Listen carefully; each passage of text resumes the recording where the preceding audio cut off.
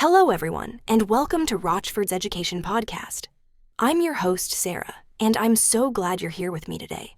Whether you're listening during your commute, at the gym, or while relaxing at home, thank you for choosing to spend this time learning with us. Today, we're tackling one of the most frustrating problems English learners face. It's something I hear about constantly, and I know many of you have experienced this exact scenario. You're watching an English movie and understanding everything perfectly. You're reading English articles with ease. Someone speaks to you in English and you know exactly what they mean. But then, when it's your turn to speak, when someone asks you a question and waits for your answer, suddenly your mind goes blank. The words won't come out.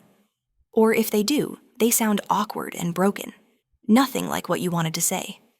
Does this sound familiar? If you're nodding right now, you're definitely not alone.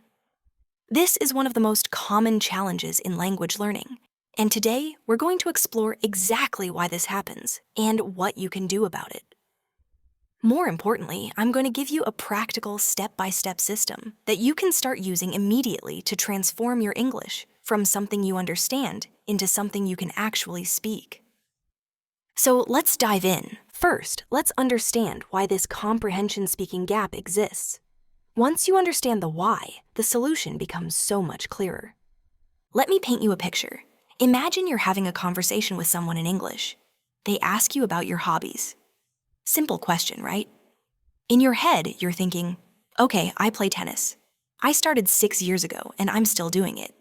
But then your brain starts working overtime. Wait, should I use simple present? Subject plus verb, so I play tennis. But I started in the past, and I'm still doing it now, so maybe I should use present perfect continuous. How does that work again? Subject plus have or has plus been plus the ing form. So, I have been playing tennis. Oh, but I need to mention the time. Do I use for or since? I have been playing tennis for 6 years. Wait, no, maybe I should just use present simple to keep it simple. And while all of this is happening in your head, the other person is standing there, waiting, and the silence is getting awkward. Finally, you might say something, but it comes out hesitant and uncertain. You couldn't speak fluently, but why? Because you were thinking too much. You were focusing so heavily on grammar rules, searching for the perfect structure, the perfect words, and that analytical thinking paralyzed you. This is the core problem. When we speak, we don't have time to think. As an English learner, you've spent countless hours learning grammar rules and vocabulary. You might be able to write a beautiful paragraph because when you write, you have time to think about grammar structures, about which words to use, about how to organize your thoughts. But speaking is different. Speaking happens in real time. The other person is waiting for an answer. There's pressure. There's no pause button. Let me explain the fundamental difference between understanding and speaking. When you're listening or reading, you're in what we call a receptive mode. You're receiving information. Your brain recognizes words and grammar patterns. Recognition is relatively easy. If I show you a picture of someone you met last year, you'd immediately recognize them. But if I ask you to describe that person without any visual cues, it's much harder. That's the difference between recognition and recall. Speaking requires active production. You need to recall words from memory, organize them into grammatically correct sentences, pronounce them clearly, and do all of this in real time while managing the social pressure of someone waiting for your response. It's a completely different cognitive process. Here's another way to think about it. Understanding English is like being a spectator at a tennis match. You watch the ball go back and forth, you understand the rules, you appreciate good technique. But actually playing tennis yourself, that requires muscle memory, coordination, practice, and the ability to react instantly. You can't learn to play tennis just by watching. You have to pick up a racket and practice. The same is true for speaking English. You can't learn to speak just by listening and reading. You have to actually practice speaking, and that's where most learners fall short. Now let me share with you a practical 4-step system that will transform your speaking ability. This isn't theory. This is a proven method that works.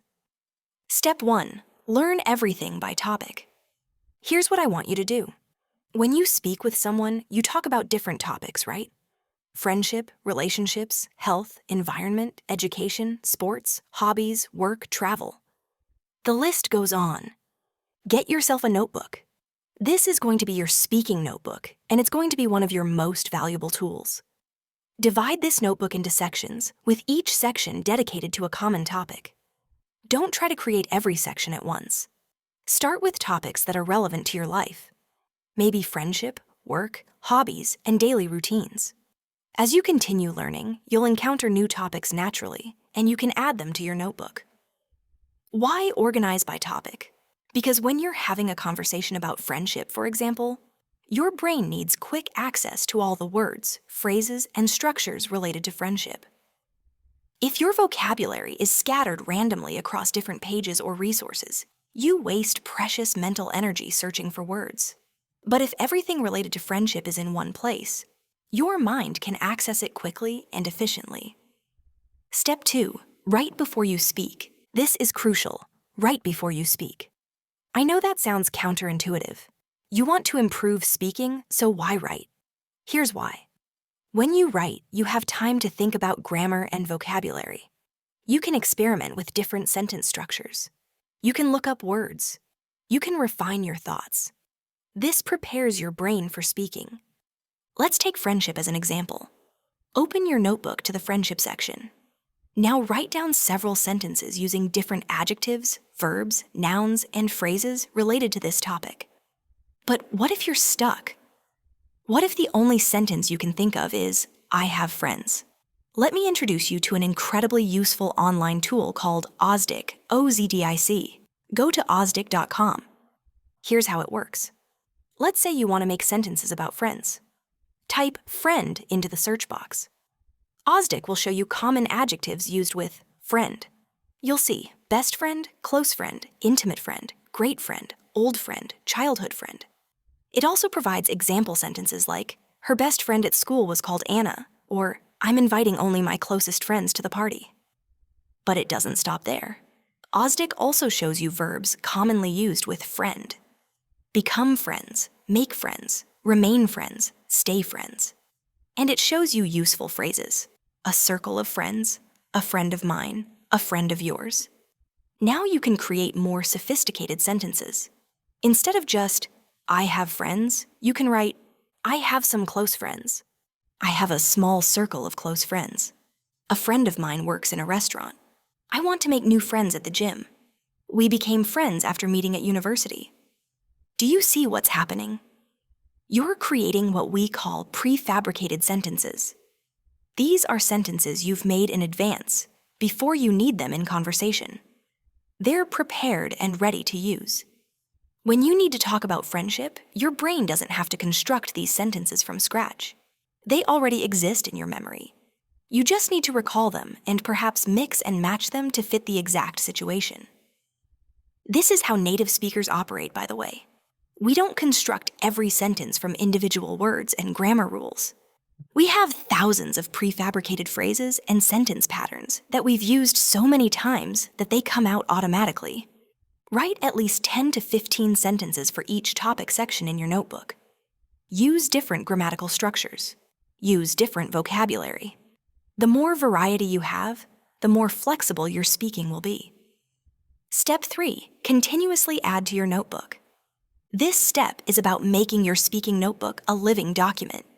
Every time you learn a new word, phrase, idiom, or expression, write it down in the appropriate section of your notebook. Are you watching an English video and you hear someone say, "We hit it off immediately" when talking about friendship? Write that phrase in your friendship section. Did you read an article that mentions a fair weather friend? Add it to your notebook with an example sentence. This systematic note-taking does something powerful. It organizes your knowledge in the same way your brain needs to access it during conversation. When you're talking about friendship, you need friendship vocabulary. When you're talking about work, you need work vocabulary. By organizing your notes by topic, you're training your brain to think in topic clusters. There's another important aspect to this. In one of my previous lessons, I talked about the difference between passive vocabulary and active vocabulary. Passive vocabulary is words you recognize when you see or hear them. Active vocabulary is words you can actually use when speaking or writing. Most learners have much larger passive vocabularies than active vocabularies. The key to converting passive vocabulary into active vocabulary is deliberate practice with those words. When you write a word in your notebook and then create example sentences using that word, you're activating it. You're moving it from the "I recognize this category" to the "I can use this category." Make it a habit. Every day, add something new to your notebook, even if it's just one phrase or one new way of saying something you already know. This consistent practice compounds over time and dramatically expands your active vocabulary. Step 4. Practice, practice, practice. This is the most important step, and it's where most learners fail. They do all the preparation, they learn the grammar, they study the vocabulary, but they don't practice actually speaking. Let me give you an analogy. Imagine you want to learn to drive. You study the theory.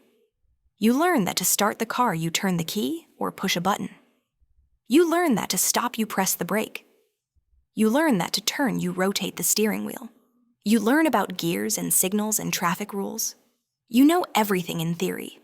Are you a good driver? No, because you haven't actually driven. You need to sit in a car, start the engine, and drive. The more you drive, the better driver you become. It's exactly the same with speaking English. You might know all the grammar, you might know thousands of words. But if you haven't practiced speaking, you won't be able to speak fluently.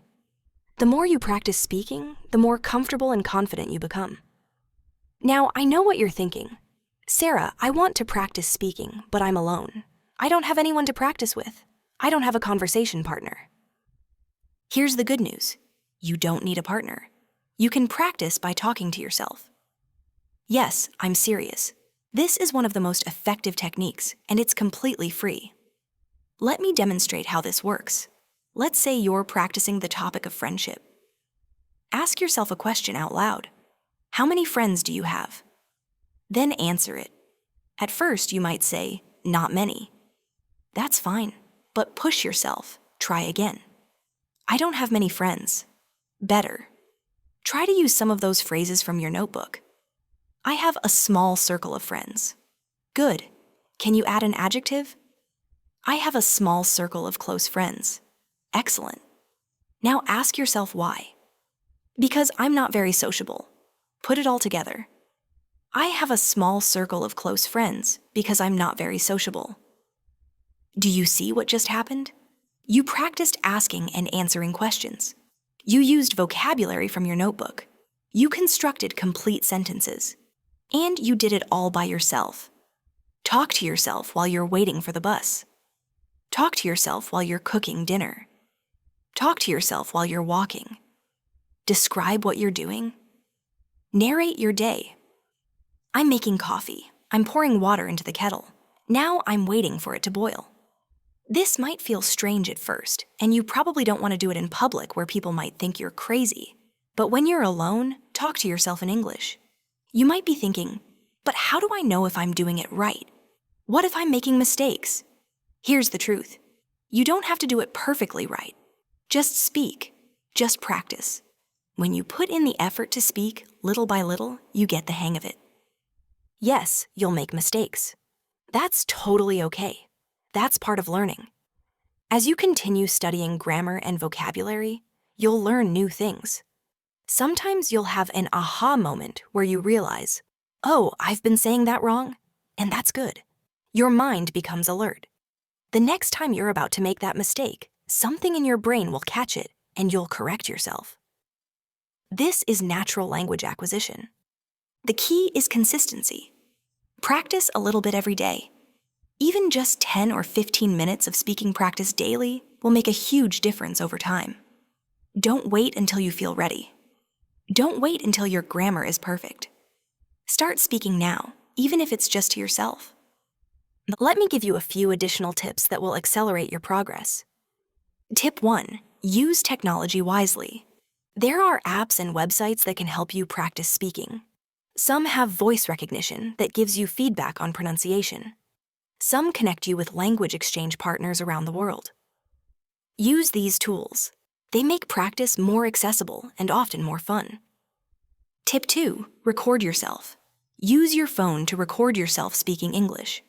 Describe your day, tell a story, explain something you're passionate about, or practice answering common interview questions. Then listen back to the recording. You'll notice things you want to improve, but you'll also be pleasantly surprised by how much you can already say. This builds both awareness and confidence. Tip 3, imitate native speakers. Find English speakers whose accent and speaking style you admire. Watch their videos. Listen to their podcasts. Try to imitate them. Copy their intonation, their rhythm, their pronunciation. This technique is called shadowing, and it's incredibly effective for developing a natural speaking style.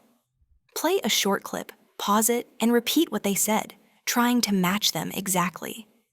It might feel awkward at first, but it trains your mouth muscles in your brain to produce English sounds naturally. Tip 4, think in English. This is a game changer. Stop translating from your native language. When you translate, you're adding an extra step that slows you down and often results in unnatural-sounding English. Instead, train yourself to think directly in English. How? Start small. When you see objects around you, think their English names. Look at a chair and think chair, not the word in your native language. When you're hungry, think I'm hungry in English, not translated from your language. Gradually expand this to thoughts, feelings, and internal dialogue. The more you think in English, the more naturally you'll speak in English.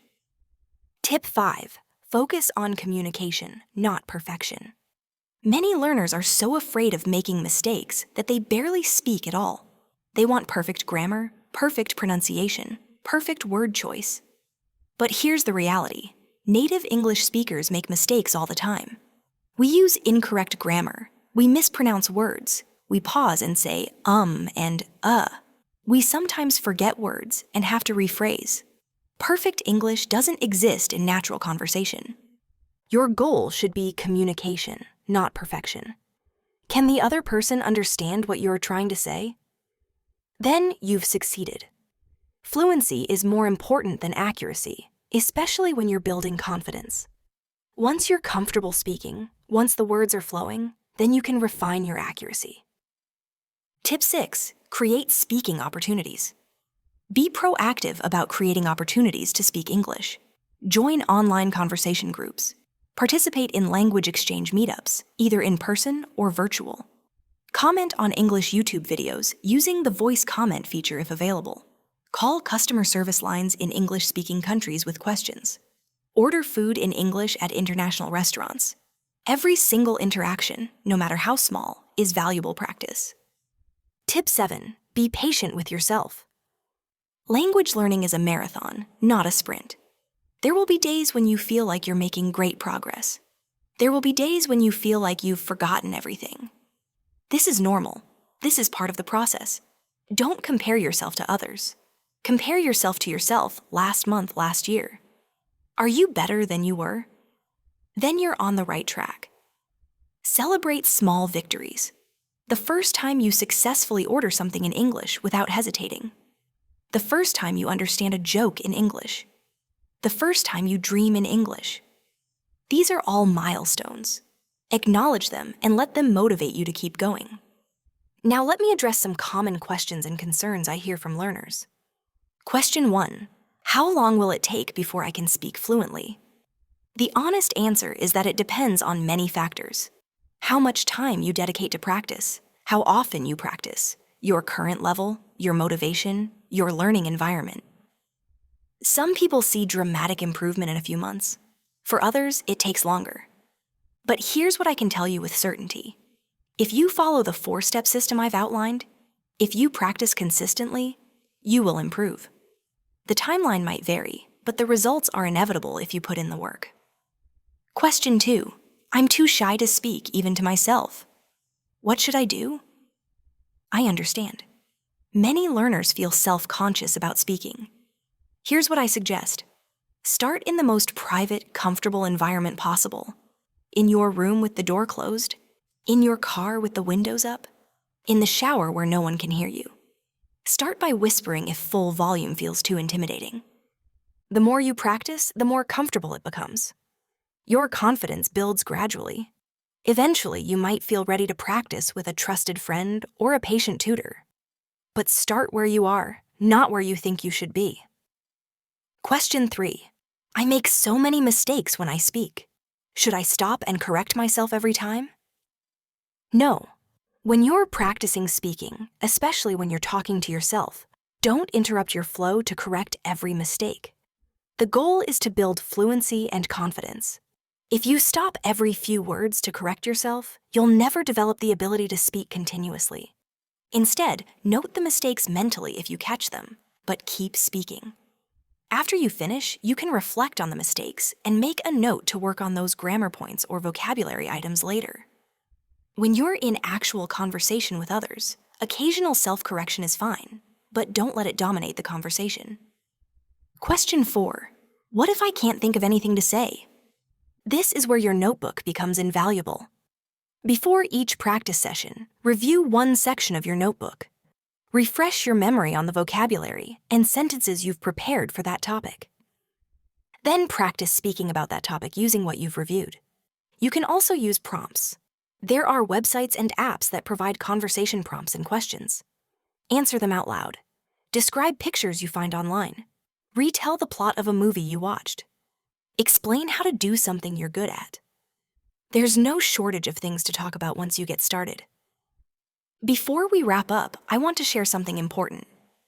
The journey from understanding English to speaking English fluently is not a straight line. There will be ups and downs. There will be frustrating moments when you feel like you're not improving. There will be embarrassing moments when you say the wrong word or use incorrect grammar. But here's what I want you to remember. Every fluent English speaker you admire was once exactly where you are now. They struggled, they made mistakes, they felt frustrated, but they kept going, they kept practicing, they didn't give up. And eventually they reached fluency. You can do the same. You have everything you need. You understand English already, which means you have a foundation. Now you just need to build on that foundation by speaking, practicing, making mistakes, learning from those mistakes, and speaking some more. The 4 steps we discussed today are your roadmap. Step 1. Organize your learning by topic in a speaking notebook. Step 2. Write before you speak. Create prefabricated sentences using tools like Osdic. Step 3. Continuously add new vocabulary and phrases to your notebook, organized by topic. Step 4. Practice speaking every single day, even if it's just to yourself. These steps work. They've worked for countless learners, and they'll work for you, but only if you actually do them. Knowledge without action is useless. You have to take what you've learned today and implement it. So here's my challenge to you. Right after this podcast ends, I want you to do 3 things. First, get a notebook or create a digital document. Set up at least 5 topic sections. Maybe friendship, work, daily routine, hobbies, and future plans. Just to start. Second, choose one topic and write 10 sentences about that topic. Use Osdic to help you find better vocabulary and more natural phrases. Write those sentences in your notebook. Third, practice speaking about that topic for 5 minutes. Ask yourself questions and answer them using the sentences you just wrote. That's it, just those 3 things. Don't overthink it. Don't wait for the perfect time. Do it today, right now. Because the distance between where you are and where you want to be is bridged by action, not by intention. Thank you so much for listening to today's episode. I hope you found it helpful and inspiring. Remember, the gap between understanding English and speaking English is not about talent or intelligence. It's about practice and method. You have the method now. All you need to do is practice. If you enjoyed this episode, please share it with anyone who might benefit from it. And I'd love to hear from you. What are your biggest challenges with speaking English? What topics do you find hardest to talk about?